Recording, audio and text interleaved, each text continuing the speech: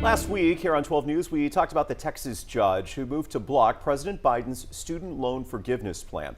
At the time, the president was still encouraging students to go online and apply. Of course, things are quickly changing.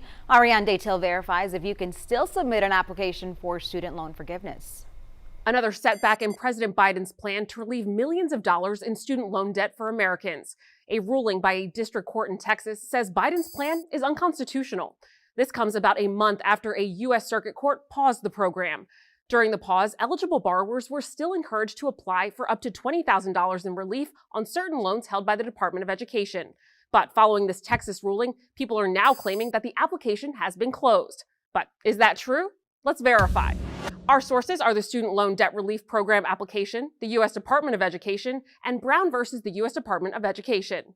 The plaintiff in Brown versus the U.S. Department of Education argued that before a federal agency like the Department of Education can implement a program, they're required by law to seek public comment. On November 10th, a Texas court agreed, ruling the Department of Education illegally skipped that step before rolling out the student loan forgiveness plan. The court blocked the program after declaring it was unlawful. The next day, the application form for the student loan forgiveness program was taken down.